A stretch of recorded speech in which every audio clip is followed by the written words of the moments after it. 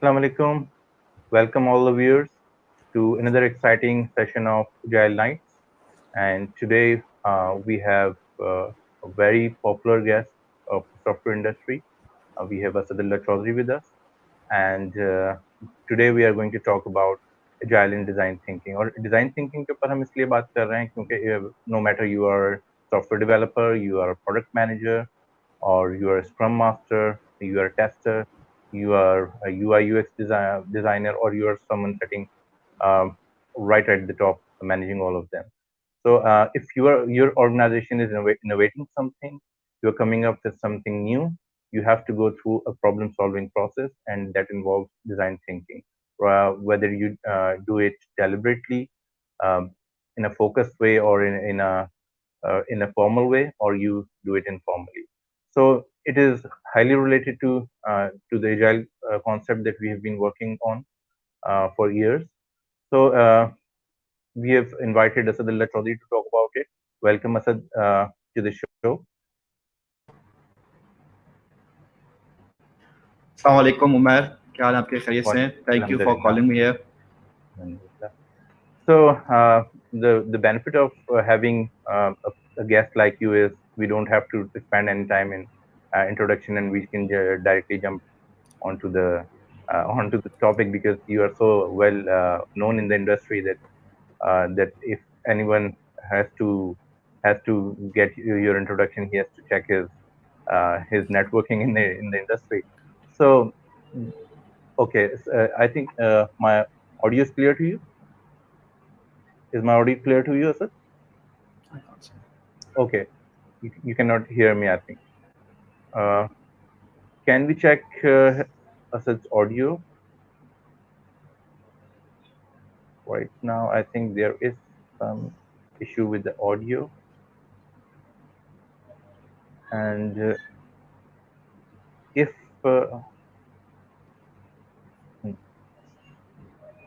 Asad, can you hear me now?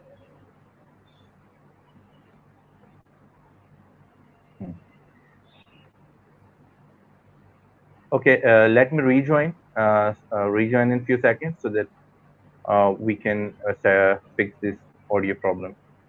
So we certainly lost voice.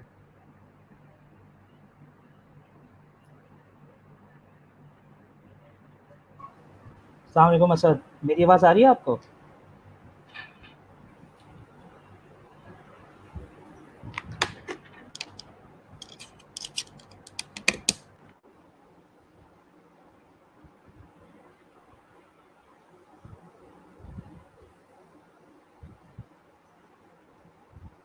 अस्सलाम वालेकुम।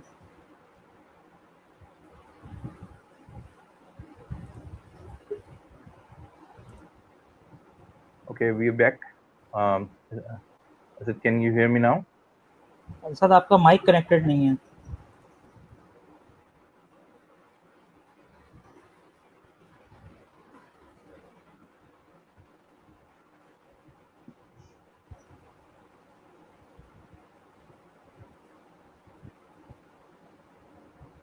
We have to wait for a few seconds. Salman, if you can connect his mic or just call him.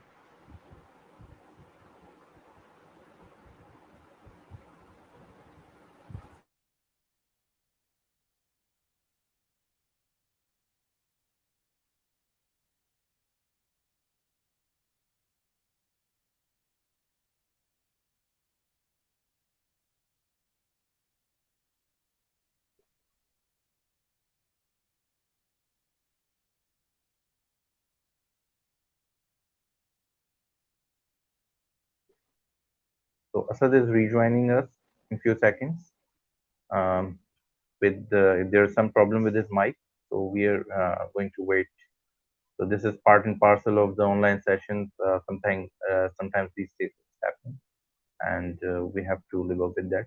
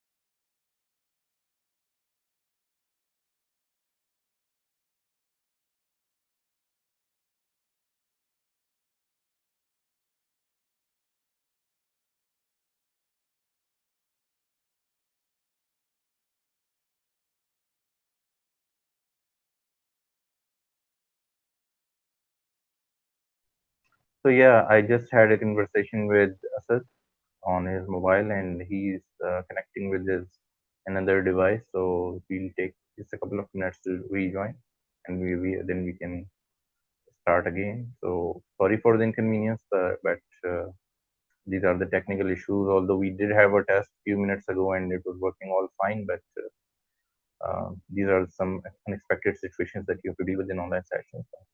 Uh, I would just request the audience to have some patience.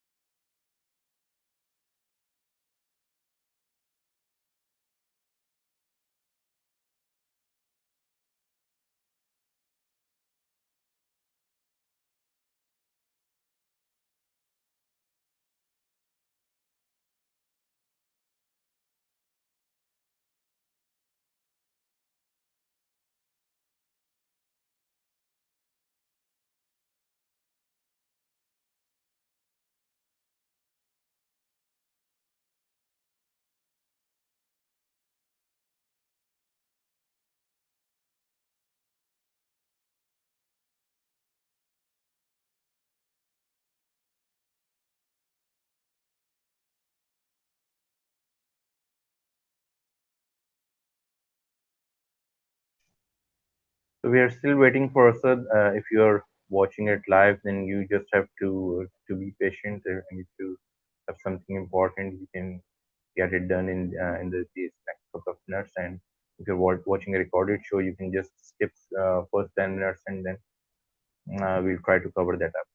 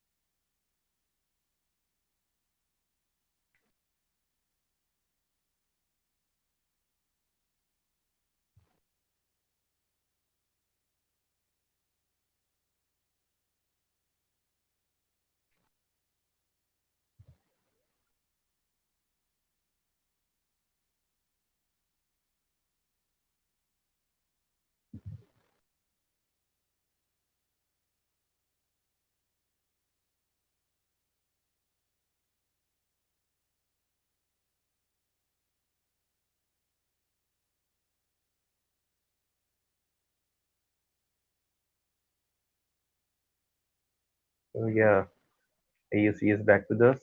Can you hear us, sir? No, I don't think we can hear you. Hmm.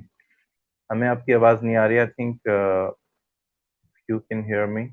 Let me check on the chat with you.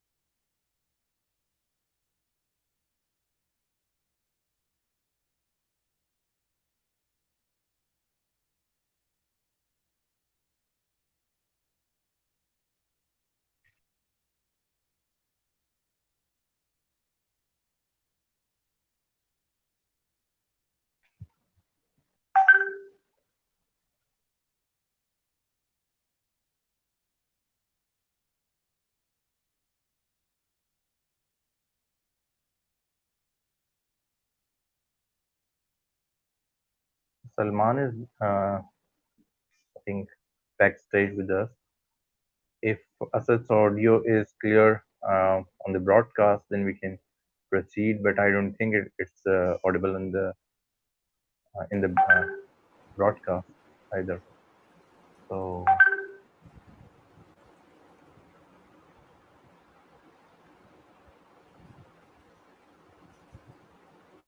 Asad, can you hear me now? I think there was some sound from your side, but video is not there now.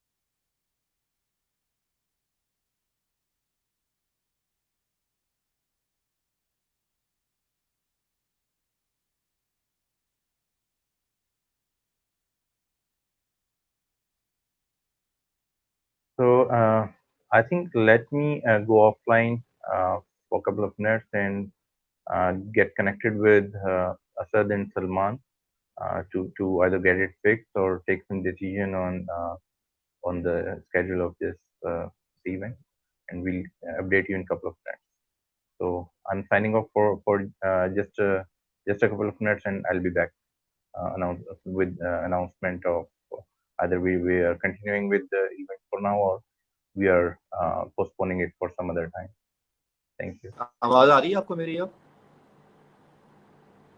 Can you hear me easily? Because I can hear you, Umair.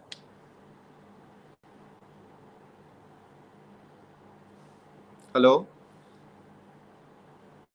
हाँ उमैर, आपको आवाज़ आ रही है मेरी?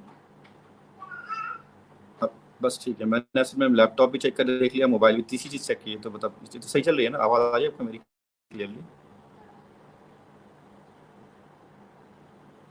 अच्छा, मैं दोबारा अब चेक करें था वहाँ पे।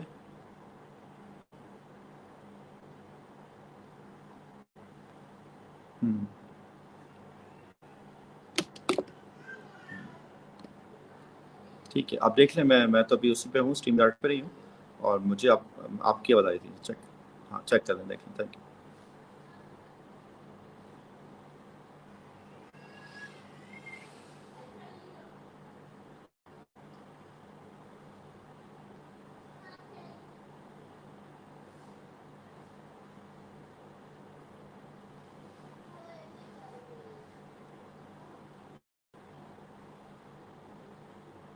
जी Asad, can you hear me now?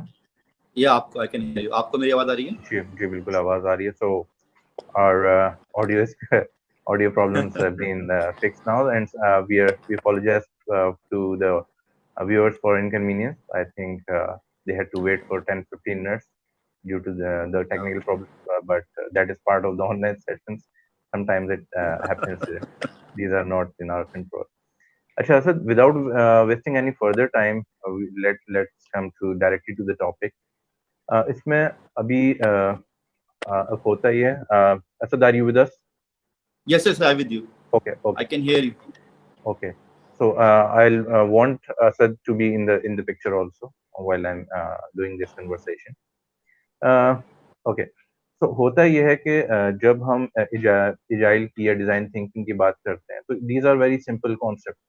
लेकिन इसके अंदर कॉम्प्लेक्सिटी तब ऐड होती है जब डिफरेंट पर्सपेक्टिव्स ऐड हो जाते हैं। लाइक एक तो पर्सपेक्टिव बहुत ही हाई लेवल होता है, जब आप बात करते हैं, मैं सेशंस में जाता हूँ और बात होती है एजाइल क्या है, लोग कहते हैं एजाइल फिलोसफी है, तो मैं कहता हूँ फिलोसफी क्या है, एंड दे आर क्लूलेस यार फिलोसफी क्या है।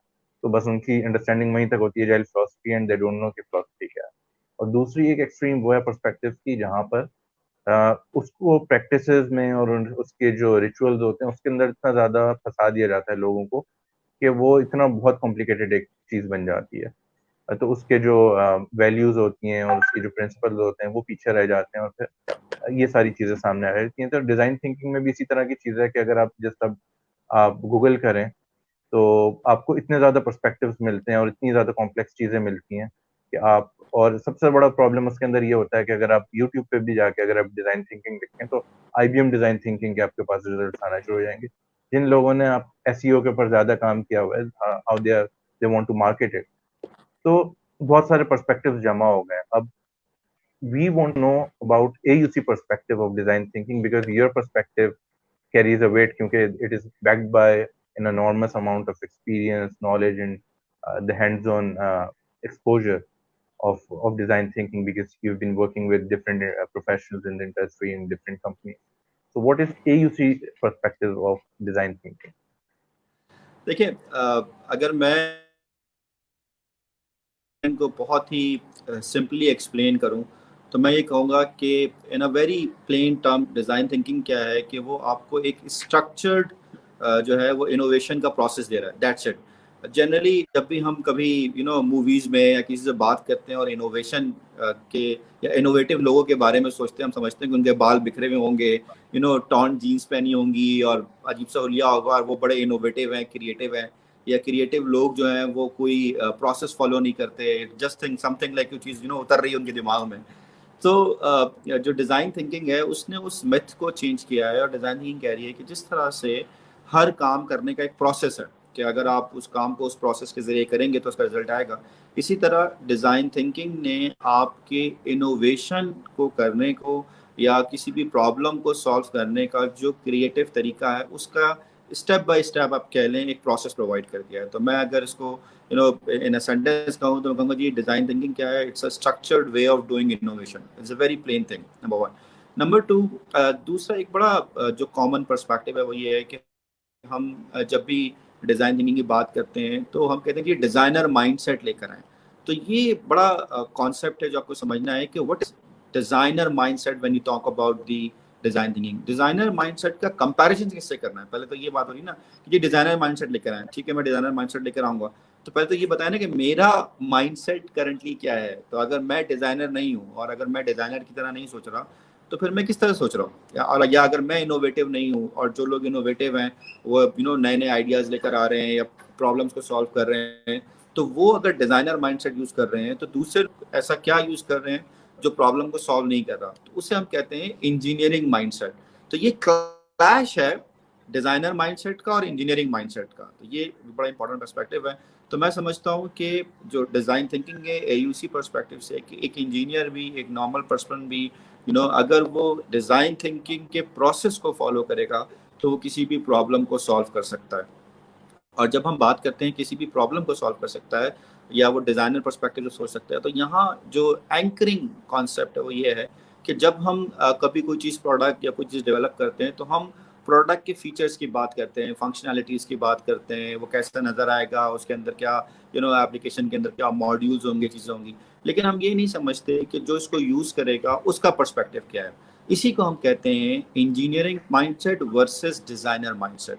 तो इंजीनियर जो है वो सोचता है प्रोडक्ट की नज़र में, वो सोचता है फीचर्स, फंक्शन, मॉड्यूल्स की नज़र में। लेकिन जब आप बात करते हैं डिज़ाइनर्स की बात, तो डिज़ाइनर आपको जो है वो सोचता है कि जो इसको यूज़ करेगा या जो उसका एंड यूज़र है उसका पर्सपेक्टिव क्या है, how they are going to perceive it, how they are going to use it, how they are going to utilise it. तो उस पर्सपेक्टिव से हम स्टार्ट करते हैं। तो डिज़ाइन थिंकिंग जो है वो ये कह रहा है कि आपने एक स्ट्रक्चर्ड प्रोसेस यूज़ करना है जो प्रोडक्ट से शुरू नहीं होगा, जो एक्चुअली एंड यूजर से शुरू होगा और फिर प्रोडक्ट पे खत्म होगा। और हम जनरली क्या करते हैं, प्रोडक्ट बनाते हैं और फिर एंड यूजर पे लेके जाते हैं। So this is what design thinking is from my perspective. That's fine. अच्छा, अभी आपने एक बात की कि जब हम प्रोडक्ट डेवलप कर रहे होते हैं तो इस तरह से हम एक प्रॉब्लम सॉल्विंग की एक अप्रोच लेके चलते हैं, we target the right problems to to solve. तो मैं जब ये सारा डिज़ाइन थिंकिंग का मेरा भी अपना जो एक्सपीरियंस है, जो एक्सपोज़र है, ये जब देखा मैंने और आपकी जो बात सुनी मैंने, उसके बाद फिर मैं देखता हूँ कि असदुल्ला चौधरी साहब जो कि प्रोजेक्ट मैनेजमेंट प्रोफेशनल हैं और जो कि प्रोजेक्ट मैनेजमेंट के ही एरिया को फोकस कर रहे होते हैं। तो जब वो डिज़ाइन थिंकिंग में काम कर रहे हैं और वो डिज़ाइन थिंकिंग के ऊपर फोकस कर रहे हैं, तो एक थोड़ा-सा कॉन्ट्रडिक्शन नज़र नहीं आती कि एक तरफ हम कह रहे हैं कि this is focus towards product development, तो how do you relate it to the project management? बहुत ही जबरदस्त मैं कहता हूँ कि क्वेश्चन किया हुआ है आपने। मैं आपकी जो है ना वो कहते हैं बारीक बीवी को बता देता हूँ। यहाँ पे यार देखिए पॉइंट ये है कि जब हम प्रोजेक्ट मैनेजमेंट की बात करते हैं, हम प्रोजेक्ट की बात करते हैं, तो मोस्टली प्रोजेक्ट का एंड रिजल्ट तो प्रोडक्ट ही है। यानी कि हम प्रोजेक्ट से बना क्या रहे हैं, हम प्रोजेक्ट के एंड रिजल्ट में कोई ना कोई सर्विस दे रहे हैं, कोई ना कोई डिलीवरेबल दे रहे हैं, कोई ना कोई फैक्ट्री बिल्ड कर रहे हैं, कोई मशीन लगा रहे हैं, कोई प्लांट लगा रहे हैं, कोई रोड बना रहे हैं। तो प्रोजेक्ट का रिजल्ट जो है हमारे पास वो तो एक प्रोडक्ट ही है, नंबर वन। नंबर टू, जब हम बात करते हैं कि डिज़ाइन थिंकिंग, तो डिज़ाइन थिंकिंग सिर्फ प्रोडक्ट के लिए नहीं है। मैंने डिज़ाइन थिंकिंग से अपने सर्विस को बेहतर किया है, मैंने डिज़ाइन थिंकिंग से प्रोडक्ट बनाई है। और आजकल इनफैक्ट 2019 में स्पेशली और 20 में अभी मैंने डिज़ाइन थिंकिंग का यूज़ किया है to develop my strategy. Even though अगर आप अभी बिग यूनिवर्सिटीज़ को देखें, चाहे हार्वर्ड को देखें या स्पेशली स्टैनफोर्ड को आप देखें जहाँ से ये पूरा मॉडल स्टेम होता है, वहाँ पे बाकायदा कोर्सेज हो रहे हैं कि how to use design thinking to develop a strategy. तो अभी तक तो हम ये सोचते आ रहे थे कि जी आपने जो है वो डिज़ाइन थिंकिंग से प्रोडक्ट बनानी है। जैसे आपने कहा कि जी कुछ लोगों को किया है तो आईबीएम डिज़ाइन थिंकिंग आ रहा है। तो उन्होंने क्या किया, उन्होंने उस मॉडल को यूज़ किया है प्रोडक्ट डेवलपमेंट में, सर्विसेज डेवलप करने में, कोई एप्लीकेशन डेवलप करने में। लेकिन जब हम बात करेंगे डिज़ाइन थिंकिंग की, तो उसका ताल्लुक सिर्फ प्रोडक्ट नहीं है। उसका it can be product, it can be service, it can be process और it can be any strategy. तो ऐसा नहीं है कि प्रोजेक्ट मैनेजमेंट में डिज़ाइन थिंकिंग की ज़रूरत नहीं है। प्रोडक्ट मैनेजमेंट में डिज़ाइन थिंकिंग एम्बेड है। इनफैक्ट जब आप कहते हो कि मैं प्रोजेक्ट मैनेजमेंट में रिक्वायरमेंट गैदरिंग करने जा रहा हूँ, जबकि बहुत ही बेसिक एलिमेंट है, उसके बगैर प्रोजेक्ट हो ही नहीं सकता। तो अगर आप रिक्वायरमेंट गैदरिंग को डिटेल में पढ़ते हैं और आप उसके टूल्स एंड टेक्निक्स देखते हैं जो पीएमआई ने हमें पीएम बॉक्स में प्रोवाइड किए हैं, दूसरे लोगों ने दिए हैं, तो उसमें हमारे पास सबसे पहला टूल है इंटरव्यू करना। हमारे पास एक इंपॉर्टेंट टूल है ऑब्जर्वेशन कन्वर्सेशन। तो ये तो डिज़ाइन थिंकिंग का जो पहला स्टेप है एम्पैथाइज, उसकी टेक्निक। फिर आप बात करते हैं जी हमने डिज़ाइन थिंकिंग में नेक्स्ट फेज है हमारा, वो ये कि हमने डिफाइन करना है कि जी जो भी कस्टमर ने बताया वो क्या है। तो जब हम उसको देखते हैं तो वहाँ पर हमारे पास जो है फोकस ग्रुप आता है, फैसिलिटेटेड वर्कशॉप्स आते हैं। फिर हम कहते हैं हमारे पास आइडिएट है, ब्रेनस्टॉर्मिंग है, नॉमिनल टेक्निक है, एफएलडी डायग्राम है, ठीक है, प्रोटोटाइप इटसेल्फ है। तो टेक्निकली अगर आप देखें तो डिज़ाइन थिंकिंग है वो ऑलरेडी प्रोजेक्ट मैनेजमेंट में रिक्वायरमेंट एलिसिटेशन, रिक्वायरमेंट गैदरिंग, इसको फाइनलाइजेशन में है।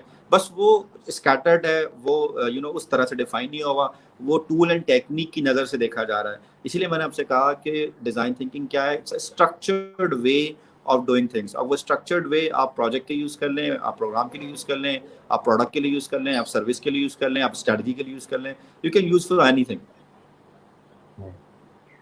ठीक है, so we have developed a relationship between agile, between project management and design thinking.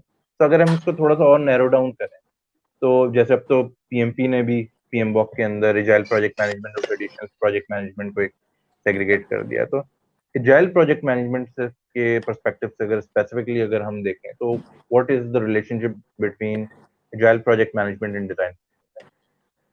अच्छा देखिए इसमें ना उमेर एक बड़ा इंपॉर्टेंट एलिमेंट है जहाँ पे ये मिसिंग एलिमेंट था इन द वर्ल्ड। मैंने 2017 में इसको आइडेंटिफाई किया, फिर मैंने इससे बातचीत की और जब मैंने इंटरनेट पर सर्च किया तो मुझे कोई नहीं मिला जो डिज़ाइन थिंकिंग और एजाइल को मिला के बात कर रहा हूँ।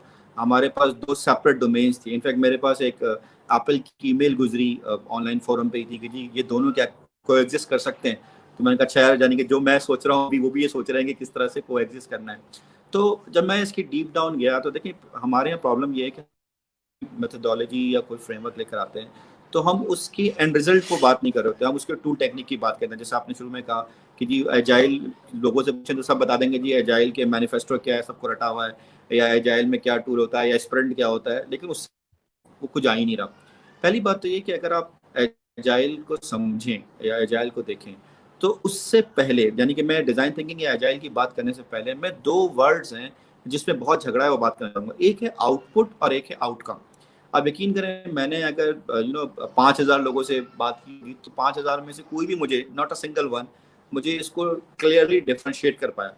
पीएमआई खुद भी, और ये मैं बड़ी रिस्पॉन्सिबिलिटी से बात कर रहा हूँ, पीएमआई खुद भी इस चीज़ को अडॉप्ट करने की कोशिश कर रहा है और बहुत सारी चीज़ों को ये कहते हैं ना कि मम्बल जम्बल कर दिया है, और जहाँ पर आके उसको ना अलग अलग करना बड़ा मुश्किल होगा आहिस्ता आहिस्ता।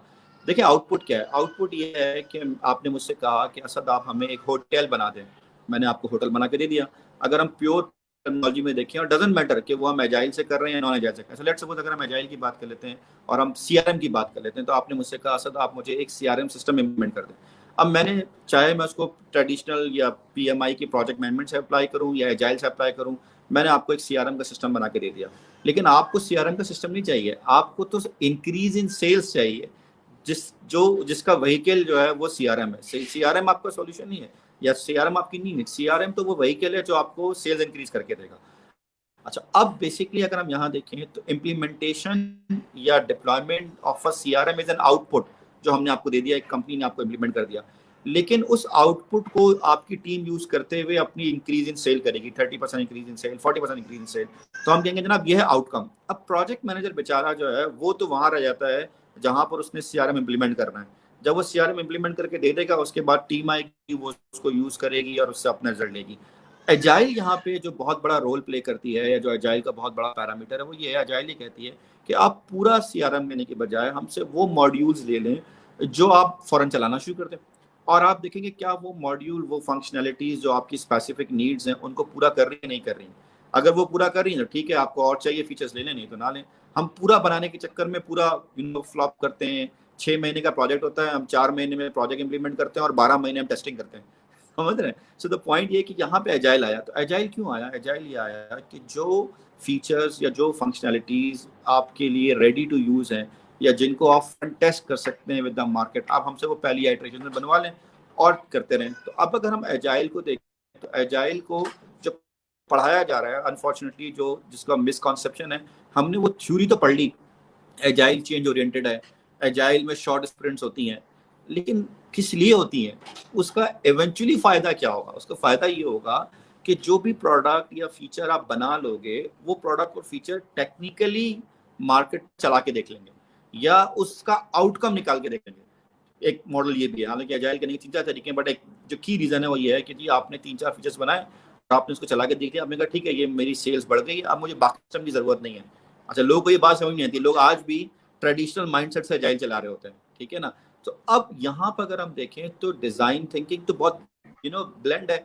डिजाइन थिंकिंग क्या है कि आप जो है वो क्लाइंट से अंडरस्टैंड करें इसकी रिक्वायरमेंट को, उसको आप जो है उसको कन्वर्ट करें, वो क्या कह रहा है, क्योंकि जरूरी है वो कह रहा हो वो उसको चाहिए भी हो, तो आप उसको को रीडिफाइन करें, उसको देखें कि आप उसको किस तरह से डिलीवर कर सकते हैं, नई अपॉर्चुनिटीज में बिल्ड कर सकते हैं, मल्टीपल आइडियाज को टेस्ट कर रिजल्ट करें। तो यही सेम चीज़ एजाइल में कि आप उसकी रिक्वायरमेंट को गैदर करें, उसको रिजल्ट दें और काम करें। और हमेशा से मैं एक जो जुमला यूज होता है चेंज मैनेजमेंट, लेकिन लोग चेंज मैनेजमेंट जो कहते हैं ना कि जो ब्रिज है वो भूल जाते हैं। चेंज मैनेजमेंट का ब्रिज ये है कि जो हमारे सॉफ्टवेयर डेवलपमेंट की टीम्स हैं वो फोकस होते हैं आउटपुट पे। जो लोग डेवलप कर रहे हैं या जो सॉफ्टवेयर हाउसेज है वो कहते हैं कि हमें पैसे मिल रहे हैं आउटपुट देके, आप हमें बताएं सीआरएम में जो है वो मॉड्यूल पूरा सही काम कर रहा है नहीं कर रहा है, कॉन्टैक्ट आ रहे नहीं आ रहे हैं, टैगिंग हो रही है नहीं हो रही है, अलर्ट आ रही है नहीं। वो कहता है यार ये सब सही है, लेकिन ये बताओ मेरी सेल्स बढ़ी या नहीं बढ़ी। अब आप समझ रहे हैं? तो जो क्लाइंट है वो आउटकम के माइंडसेट से सोच रहा है, और जो डेवलपर है, जो डेवलपिंग एजेंसी है, वो आउटपुट के माइंडसेट से सोच रही है। तो क्लैश है आउटपुट और आउटकम का। वो जो सॉफ्टवेयर हाउस है या जो डेवलपर है उसको पैसे मिलेंगे प्रोडक्ट बना के देने पे, और जो बनवा रहा है वो पैसे कमाएगा उस प्रोडक्ट को यूज करके उसकी आउटकम से। अच्छा, अब जो बनवा रहा होता है उसके दिमाग में नए नए आइडियाज आ रहे हैं। अच्छा, अगर इसमें ये फीचर ऐड कर दूं तो हो सकता है लोग ज्यादा पसंद करें, हो सकता है मेरी सेल बढ़ जाए। तो वो जो चेंजेस मांग रहा होता है वो आउट ऑफ नोवेयर नहीं मांग रहा होता, वो चेंजेस मांग रहा होता है कि जो मैं प्रोडक्ट बनवा रहा हूँ क्या उस मेरी सेल इंक्रीज में कितना फर्क पड़ेगा। तो कहेगा अच्छा यार इसमें ये कर दो, इसको ऐसे कर दो, ये तो वो बार बार नजर में रखा हुआ, नजर में रखा हुआ आउटकम को। अच्छा, जो डेवलपर है वो कह रहा है यार ये तो तुम बार बार चेंजेस मांग रहे हो, ये तो चाहिए नहीं, ये तो कॉन्ट्रैक्ट में लिखा ही नहीं था, ये तो फायदा नहीं है, हम तो वही करेंगे जो डिलीवर दिया था, हमारा कोड फट जाएगा, आर्किटेक्चर हिल जाएगा। आप समझ रहे हैं? तो दो डिफरेंट माइंडसेट एक दूसरे से टकरा रहे हैं, एक है आउटपुट का माइंडसेट और एक है आउटकम का माइंडसेट। तो यहाँ पे अगर हम एजाइल को डिजाइन थिंकिंग से कनेक्ट कर देते हैं और हम कहते हैं कि यार खुदा के वास्ते स्पेशली डेवलपर्स के लिए कि आप प्रोडक्ट को आउटपुट की नजर से देखना बंद कर दो, आप प्रोडक्ट को देखें आउटकम की नजर से। ऑल्दो आपकी जिम्मेदारी नहीं है, आपकी जिम्मेदारी ये नहीं है कि जब आप सीआरएम इंप्लीमेंट कर देंगे तो उसकी सेल कितनी बड़ी, लेकिन जिसने आपसे सीआरएम लिया है उसने तो इसीलिए लिया है ना कि उसकी सेल बढ़ जाए। तो मैं इसलिए बार बार मेरा एक मशहूर मैं कोट अक्सर यूज करता हूँ कि यार as a project manager you should focus on outcome and deliver output.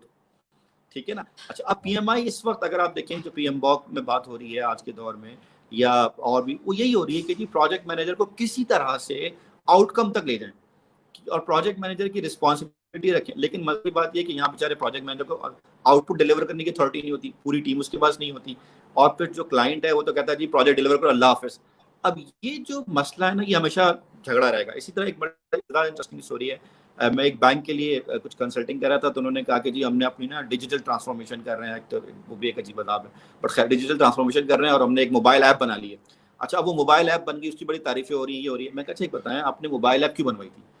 कह लेंगे मतलब, मैंने कहा भाई कोई रीजन होगा ना। कह लेंगे हाँ वो ये कि लोग हमारी ब्रांच पे ना आए, हमारे ब्रांच का फुटफॉल कम हो जाए, ट्रांजैक्शन जो है वो फेस टू फेस होने जाए, ऑनलाइन हो जाए। मैं कहा अच्छा ये बताएं आप ये कैसे ट्रैक कर रहे हैं? कह रहे क्या मतलब? मैंने कहा आपके लिए सक्सेस क्या है, कि मोबाइल ऐप लॉन्च हो गई, या सक्सेस ये है कि लोग जो है ब्रांच में नहीं आ रहे? और यकीन करो किसी ने ये कोई क्राइटेरिया डिफाइन ही नहीं किया कि जब मोबाइल ऐप बनेगी तो हम ट्रैक करेंगे कि कितनी ट्रांजेक्शन्स कम हुई, कितनी ब्रांचेस के जो यूजर्स थे या कौन से बैंक अकाउंट्स थे जिन्होंने ब्रांच में आना बंद कर दिया है और ऑनलाइन ऐप यूज करना शुरू कर दिया। ये सक्सेस क्राइटेरिया उसका मैट्रिक ही नहीं है। अच्छा, फिर क्या होगा? इवेंचुअली कुछ अर्से बाद आप आईटी को ब्लेम करेंगे, यार आपने प्रोजेक्ट ही नहीं बनाया, ये ऐप ठीक नहीं है। मुझे सर मुझे बताया कोई फंक्शन नहीं सही चल रहा हो, कोई ट्रांजेक्शन ठीक नहीं हो रही हो, कोई कोई बग आ गया, वो तो सब सही है, लेकिन यार हमारे यहाँ जो है ना वो फुटफॉल कम नहीं हुआ। तो आपने कोई मैकेनिज्म बनाया था उस फुटफॉल को रिव्यू करने का? आपने तो कहा भाई प्रोडक्ट बनाओ और शिप कर दो। तो ये जो एजाइल में प्रॉब्लम है, जो लोग एजाइल को आप समझ रहे हैं, एजाइल को हम आउटकम की नजर से देख नहीं रहे। हालांकि जो एजाइल में स्क्रम का जो मेजर कॉन्सेप्ट है, अगर आप उसकी जेफ सुदरलैंड की बुक पढ़ें जो उसने खुद लिखी है स्क्रम की, उसमें क्लियरली उसने बार बार कहा है कि जी आप मुझसे अगर 12 आइटरेशन खरीद रहे हो और 6 आइटरेशन के बाद अगर आपका काम हो गया, अल्लाह हाफिज, मुझे 12 आइटरेशन कर। वो क्या कह रहा है? वो ये कह रहा है कि यार जो मैंने बना के दिया है उसको रियल लाइफ में चलाओ, और अगर वो चल रहा है और पैसे कमा रहे हो या अपना जो भी तुम्हारा आउटकम तुम्हें मिल रहा है तो ठीक है, you don't need to go move on. Problem ये है कि हम तो ये बात ही नहीं करते, हम तो कहते हैं पूरा फीचर लो, पूरा ईआरपी लो। अब आप देख सर्च करें ना, ईआरपी में 50 फंक्शन हैं, आपको 50 के 50 मिलेंगे, यूज शायद आप 10 कर रहे होंगे। तो एजाइल ये कह रही है कि भाई जो 10 हैं वो यूज कर लें। अच्छा, अब अगर आप कोई ऐसी प्रोडक्ट बना रहे हैं जो पहले से मार्केट में नहीं करती है, आपका दिमाग का जो है वो सोच है, तो फिर आप क्या करेंगे? आप पूरी प्रोडक्ट बना के पूरा फेल होना चाहेंगे, या एक आध फीचर लॉन्च करके लोगों का फीडबैक लेके उसको देखना चाहेंगे? तो मैं समझता हूँ कि डिजाइन थिंकिंग तो बड़ा नेचुरल जो है ना कोलैबोरेशन है एजाइल का, और आप एजाइल के टूल को यूज करेंगे और डिजाइन थिंकिंग के माइंडसेट को यूज करेंगे तो आप जाके रिजल्ट देंगे। और देखिए इसके लिए जो मैंने इतनी पूरी आपको एलिब्रेशन भी की, अगर आप आउटपुट आउटकम को नहीं समझ रहे और आउटपुट आउटकम के इंटीग्रेशन को नहीं लगा रहे, आप निकल जाएंगे। अच्छा, लकली मैंने पीएमआई से प्रोजेक्ट मैनेजमेंट पढ़ी, और जो पीएमआई का एंटी थे, ऑक्सफोर्ड से मास्टर्स किया, तो ये समझे दो एक दूसरे के ना एंटी पीपल थे, तो उनका एतराज मुझे पता था, इनका पता था। अब पीएमआई अगर आप करंट जो पीएम बॉक आने वाली है 2000 जो अभी आएगी, उसमें आप देखें तो बार बार ये कह रहे हैं कि यार खुदा के वास्ते किसी तरह प्रोजेक्ट मैनेजर को आउटकम तक ले जाओ। अब आप समझ रहे हैं कितना बड़ा क्लैश होने वाला है। ठीक है कि जी अच्छा आउटकम, तो क्या मैं प्रोजेक्ट मैनेजर को रिटेन रखूंगा कि जब मेरी प्रोडक्ट लाइव हो जाए तो वो ये मेजर करे कि ये कितने लोग यूज कर रहे हैं, क्योंकि अभी तक नहीं हो रहा ना किसी टेक्स्ट बुक में। तो ये डिजाइन थिंकिंग अगर आप माइंडसेट लगाएंगे यहाँ पे तो ये हो जाएगा। सही है। And I resonate with you on the point के जहां पर हम एजाइल के अंदर एक पॉइंट प्रिंसिपल है कि हाईली मोटिवेटेड इंडिविजुअल्स और टीम्स की हम बात करते हैं, तो ये जो इसका फॉर्मूला है ना, इसकी जो रेसिपी है, ये अभी तक फाइंड आउट कंपनीज नहीं कर सकी हैं। बात तो ठीक है, बहुत अच्छी है कि हाईली मोटिवेटेड इंडिविजुअल टीम्स होनी चाहिए, और ये हर मैनेजमेंट की, सीनियर मैनेजमेंट की ख्वाहिश होती है कि हमारी टीम्स और इंडिविजुअल हाईली मोटिवेटेड हो। अब उसके डिफरेंट चीज़ें ट्राई की जाती हैं कि उसमें क्या रिवॉर्ड्स अच्छे हों, कंपनसेशन अच्छी हो, कि हम अपना वर्क एनवायरनमेंट अच्छा कर लें। लेकिन बड़ा इंटरेस्टिंग एक गूगल ने कुछ 1-2 साल पहले सर्वे करवाया था अपने डेवलपर्स में कि डेवलपर्स को किस तरह बहुत हाईली मोटिवेट किया जा सकता है। तो उसके अंदर बड़ा इंटरेस्टिंग उसकी फाइंडिंग आई थी कि वो डेवलपर्स जिनको ये पता था कि जो हम काम कर रहे हैं ये वर्ल्ड में क्या इम्पैक्ट लेकर आ रहा है, जो आपने आउटकम की बात की ना, वो अपने आउटकम के साथ कनेक्टेड थे। तो वो बहुत ज़्यादा हाईली मोटिवेटेड थे कि उनको पता था कि जो पीस ऑफ कोड मैं लिख रहा हूँ, ये इसका इम्पैक्ट क्या हो रहा है दुनिया में। तो ऑन दैट नोट एक और आपने पॉइंट रेज किया आई थिंक रिगार्डिंग मतलब इन दोनों चीज़ों को एक साथ चलाने का, डिज़ाइन थिंकिंग और एजाइल प्रोजेक्ट मैनेजमेंट को। तो जब आप इनको एक साथ चलाते हैं तो अब इसके अंदर ऑब्वियसली आपको कुछ रोल्स भी डेडिकेट करने होते हैं। जैसे एजाइल ने आके उसकी जो डिफरेंट मेथड्स थे लाइक स्क्रम एंड, तो उन्होंने स्क्रम मास्टर का रोल एक डेडिकेट किया, एक प्रोडक्ट ओनर का किया, फिर डेवलपमेंट टीम का किया। तो अगर डिजाइन थिंकिंग के अंदर हम बात करें तो क्या ये सबकी कलेक्टिव रिस्पॉन्सिबिलिटी होगी, क्योंकि everyone responsibility is no one responsibility. तो या फिर कोई डिजाइन थिंकर होगा जिसकी ये रिस्पॉन्सिबिलिटी होगी, और अगर वो डिजाइन थिंकर होगा तो क्या वो किसी एग्जिस्टिंग रोल में होगा एजाइल के, या फिर कोई एक अलग डेडिकेटेड रोल होगा? इसके बारे में थोड़ी सी क्लैरिटी आप देखिए कर सकते पहले तो देखें, जब आप बात करते हैं उमर डिज़ाइन थिंकिंग की, तो जैसे मैंने आपका जो पहला भी सवाल था कि एयूसी का पर्सपेक्टिव क्या है, तो उसमें मैंने आपसे बताया कि देखें डिज़ाइन थिंकिंग तो ये है कि आप कोई भी क्रिएटिव प्रॉब्लम कैसे सॉल्व करते हैं। अब वो प्रॉब्लम तो प्रोडक्ट ओनर को भी आ सकती है, स्क्रम मास्टर को भी आ सकती है, डेवलपर को भी आ सकती है ना, anybody can have this problem. लेकिन जब हम बात करते हैं from the perspective of product, ठीक है, या हम बात करते हैं कि हम एजाइल में एज अ प्रोजेक्ट रिजल्ट दे रहे हैं, तो प्रोडक्ट ओनर सबसे ज़्यादा सूटेबल है कि वो जनाब डिज़ाइन थिंकिंग के अप्रोच को यूज़ करे टू गैदर द रिक्वायरमेंट्स, क्योंकि उसी का काम है। क्योंकि प्रोडक्ट ओनर ब्रिज प्ले कर रहा होता है आपके एंड यूज़र का और आप डेवलपर्स के दरमियान। तो उसका काम है स्टोरीज को लिखना, उसका काम है स्टोरीज को प्रायोरिटाइज करना, उसका काम है स्टोरीज को डिफाइन करना या उसको और उसको जो है रिफाइन करना। तो जहाँ पे राइट करना, रिफाइन करना, प्रायोरिटाइज करने वाला काम आ रहा है, तो वहाँ पे ऑफ कोर्स जो है वो प्रोडक्ट ओनर एक मेन लीड ले रहा है। लेकिन जब हम अगर हम एजाइल को प्रोजेक्ट मैनेजमेंट पर्सपेक्टिव में देखते हैं, तो जब हम कहते हैं कि हमारी स्प्रिंट जब शुरू होगी, तो स्प्रिंट को हम 2 हिस्सों में तोड़ते हैं। पहला हिस्सा हमारे पास ये होता है कि जी हमने जो है वो आपका रिक्वायरमेंट को या जो भी है उसको समझाना है, और जो हमारे डेवलपर उसको समझाना है। और अगले हिस्से में जो स्प्रिंट प्लानिंग का दूसरा हिस्सा है, उसमें टीम बताती है हम कैसे काम करेंगे। तो अगर हम इस पर्सपेक्टिव में देखें तो यहाँ पे टीम का भी बड़ा रोल आता है कि बताते हैं कि हम आपकी जो रिक्वायरमेंट है इसमें किसको पहले प्रायोरिटाइज करके इम्प्लीमेंट करते हैं, या जिसे हम कहते हैं कि जी जब हम बात करते हैं स्प्रिंट को टीम कमिट करेगी कि team based on their velocity क्या कर सकती है। तो यहाँ पे टीम की ये कैपेबिलिटी कि जी अच्छा हम ये पहला प्रोटोटाइप या पहली चीज़ हम बना के देखने हुए हैं। क्योंकि जब आप एजाइल की बात करते हैं तो एजाइल सिर्फ स्क्रम तो नहीं है, एजाइल में तो 12-15 मेथोडोलॉजीज हैं। तो कोई कहता है कमिट करो, कोई कहता है स्पेक्यूलेट करो, कोई कहता है मल्टीपल नाम है। तो अगर आप उस बात को देखें तो वो ये कहते हैं कि हम आपको एक आइट्रेशन में जो आपने चीज़ दी है उसका रिजल्ट बना के देते हैं। और बेसिकली अगर देखा जाए तो वो रिजल्ट, अगर मैं बहुत ही प्लेन टर्म में जाऊँ, तो प्रोटोटाइप है कि ठीक है आप चला के देख लें, आपको समझ में आ रहा है नहीं आ रहा है, अगर सही यही सही है तो यही ले लें, और अगर ये सही नहीं है तो हम उसको अगली आइटरेशन में और बेहतर कर लेंगे या कुछ और कर देंगे। तो टीम को भी वो माइंडसेट लेकर आना पड़ेगा। तो अगर हम डिस्क्रीट लेवल में देखें तो प्राइम रिस्पॉन्सिबिलिटी हम प्रोडक्ट ओनर की देंगे, देन अब सेकंड रिस्पॉन्सिबिलिटी जो है हम वहाँ पे आपके डेवलपमेंट टीम की दे देंगे। क्योंकि अगर वो उस तरह से सोचना शुरू कर देंगे तो बड़ा इंपॉर्टेंट काम हो जाएगा। और देखिए जो मैंने पहले भी बात की और मैं यहाँ दोबारा रीअटेट करता हूँ, हमारा या दुनिया भर में जो एजुकेशन सिस्टम हमें बिल्ड किया गया, उसमें हमें यूनिवर्सिटी तक इंजीनियरिंग माइंडसेट के तौर पे डेवलप किया। इंजीनियरिंग माइंडसेट ये थी कि जो भी प्रॉब्लम आएगी उसका सॉल्यूशन ढूंढना है आपने। ये प्रॉब्लम है, अब आप जाओ सॉल्यूशन ढूंढो। अब ज़ाहिर है एज अ डेवलपर भी मैं क्या करूँगा, ये प्रॉब्लम है, इसका सॉल्यूशन ढूंढना है, कोई ना कोई कोड ढूंढना है। लेकिन जब हम डिज़ाइन थिंकिंग की बात करते हैं तो हम कहते हैं कि हम प्रॉब्लम का सॉल्यूशन ही ढूंढेंगे। We will go and find problem behind the problem. तो जो डिफरेंस है designer mindset versus engineer mindset, अब वो इंजीनियर चाहे वो डेवलपर है या वो टेस्टर है या वो ग्राफिक डिज़ाइनर है, तो वो तो कोई भी प्रॉब्लम है उसका सॉल्यूशन ढूंढेगा। हम कहते हैं सॉल्यूशन ना ढूंढो, पहले उस प्रॉब्लम को आइडेंटिफाई करो। तो वहाँ पे जब वो डेवलप करने जा रहे हैं, बिल्ड करने जा रहे हैं, तो उसमें कोड क्लीन की बात आती है, कोड एफिशिएंसी की बात आती है, उसकी जो है ना स्पीड की बात आती है। तो यहाँ पर आपकी अप्रोचेज, आर्किटेक्चर की सिलेक्शन की बात आती है। ये सब चीज़ें जो है आपको डिज़ाइन थिंकिंग में हेल्प करती है कि जब आप डिज़ाइनर माइंडसेट से देख रहे होते हैं, यानी कि आपका कोड मोबाइल पर रन हो रहा है या आपका कोड, जैसे फर्स्ट करें अभी मैंने यूज़ किया स्ट्रीम यार्ड, ठीक है, तो अभी जो हमें पास इशू आया उसने कहा कि जी सफारी पे नहीं चलेगा वो।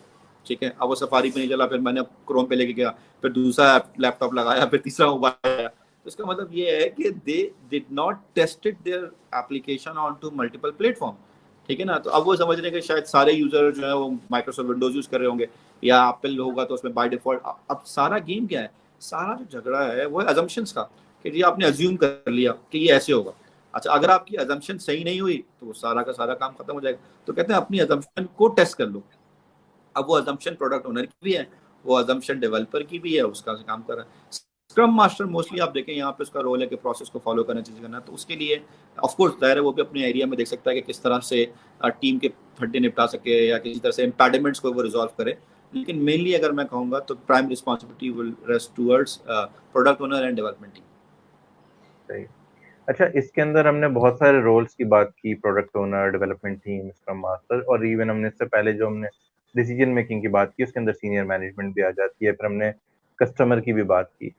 एक और मेरे ख्याल से इसके अंदर बड़ा इंपॉर्टेंट फैक्टर डिजाइन थिंकिंग के अंदर जो है, I think you will agree to that, कि इसकी एक एक्सप्लेनेशन डिजाइन थिंकिंग की ये भी है कि जहाँ बहुत सारी प्रॉब्लम सॉल्विंग की, प्रॉब्लम आइडेंटिफिकेशन की अप्रोचेस है, वहाँ पर एक यूजर सेंट्रिक अप्रोच भी है, जिसको हम डिजाइन थिंकिंग कहते हैं। कि मतलब ये यूजर फोकस्ड है, एंड यूजर के तो आप उसके साथ एम्पैथाइज करते हैं, उसके साथ आइडियाज भी जनरेट करते हैं, फिर उसी के साथ आप टेस्ट भी करते हैं उन आइडियाज को।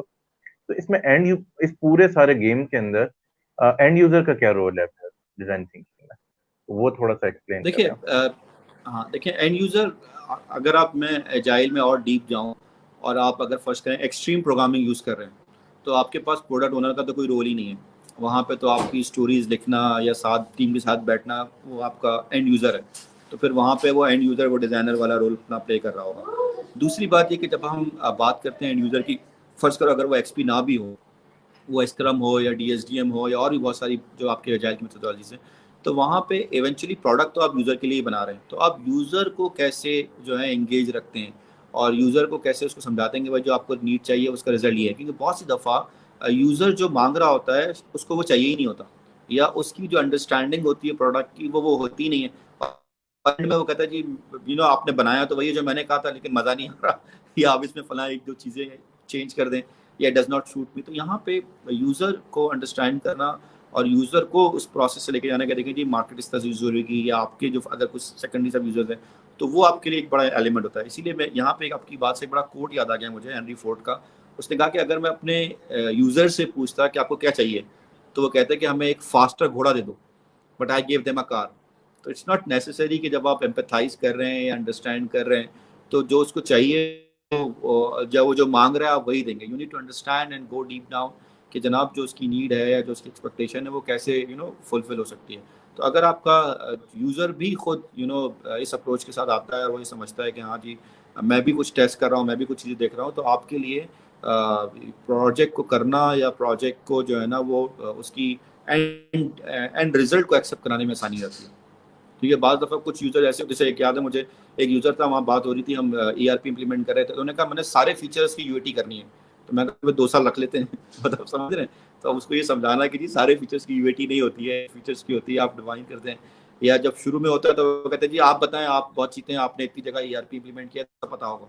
और अगर आप इस ट्रैप में आ गए और जब आप यूएटी आते फिर बताते हैं उसको क्या क्या पता है, उसको क्या क्या सुना है, और वो आपको टेस्ट कर रहा होता है। तो यहाँ पे यूज़र को साथ लेके चलना या यूज़र को गाइड करना या यूज़र को डिज़ाइन थिंकिंग अप्रोच के साथ लेके चलना, इट्स वेरी इंपॉर्टेंट। क्योंकि देखें इवेंचुअली अगर आप एजाइल मॉडल पे जा रहे हैं तो जो भी आपकी पहली दूसरी तीसरी आइटरेशन का रिजल्ट है उसको आउटकम में कन्वर्ट करने की जिम्मेदारी यूज़र पे आ जाएगी। यूज़र विल रन इट, और जब वो यूज़र उसको रन करेगा तो यूज़र उसको चला के देखेगा और फिर यूज़र को एक्सपीरियंस होगा कि जी अच्छा मुझे इसमें ये फीचर है, फीचर ऐड करवाना चाहिए या इसको इस तरह से करवाना चाहिए। तो जो आपकी अगली आइटरेशन का डिसीजन होगा, ये जो अगली आइटरेशन की स्टोरी होगी वो बड़ी रिफाइन होगी। तो ये आपके लिए, या आप समझें कि आप बना रहे हैं वो टेस्ट कर रहे हैं, आप बना रहे हैं वो टेस्ट कर रहे हैं, लेकिन जो टेस्ट वो कर रहे हैं वो रियल इन्वायरमेंट में कर रहे हैं। So that's how it works. अच्छा, हिस्टोरिकली जो हम देखते आए पिछले 15-20 साल से इंडस्ट्री में, कि एक हर चीज का एक ट्रेंड आता है। एक जमाने में सीएमएमआई का ट्रेंड था, तो हर कोई सीएमएमआई की तरफ जा रहा था, कोई लेवल 2 अचीव कर रहा था, कोई लेवल 3 पे था। उसके बाद एजाइल आया, तो लोगों ने एजाइल को अडॉप्ट करना शुरू किया। वो किसी को समझ में आए एजाइल ना आए, उसको ये भी मालूम हो कि मेरी नीड भी है एजाइल की या नहीं है, तो उसने बस एक बैंडवैगन को जंप किया और उसने एजाइल एक ट्रेंड को फॉलो करना शुरू कर दिया। तो सेम यही पिछले 2-3 साल से डिजाइन थिंकिंग का भी एक बूम है, और the way you are explaining it, तो उससे एक एक सिग्नल तो शायद ये मिलता है हमें, ये एक मैसेज ये जा सकता है कि it is for every organisation. It may might be true कि किसी ना किसी कैपेसिटी में, किसी ना किसी लेवल पे डिजाइन थिंकिंग शायद हम लोग सब इनडेलिबरेटली कर भी रहे हों इम्प्लीमेंट, और कुछ डेलिबरेटली फॉर्मल तरीके से कर रहे होंगे, जैसे हमने अपने इंट्रोडक्शन में बताया। लेकिन क्या आप ये समझते हैं कि तमाम ऑर्गेनाइजेशंस के लिए इक्वली बेनिफिशियल है, इक्वली एप्लीकेबल है, या कुछ ऑर्गेनाइजेशंस हैं वो इससे ज्यादा फायदा उठा सकती हैं और कुछ जो है उनके लिए एक लिमिटेड इसका बेनिफिट होगा? तो for which organisation it is most देखिए, सूटेड? Thank you. देखिए यार, पहली बात तो ये कि design thinking is for every organisation. मुझे एग्जैक्टली मंथ याद नहीं है, 2019 में एक गार्टनर की रिपोर्ट मेरी नज़र से गुजरी थी। उसमें उसने बताया था कि जो सॉफ्ट स्किल्स हैं, जो सीईओज के लिए चाहिए, I am not talking about any other guy, right, जो टॉप 7 या 5 सॉफ्ट स्किल्स उन्होंने आइडेंटिफाई की थी सीईओज के लिए, तो जो नंबर 1 स्किल थी सीईओज के लिए for every organisation, that is design thinking.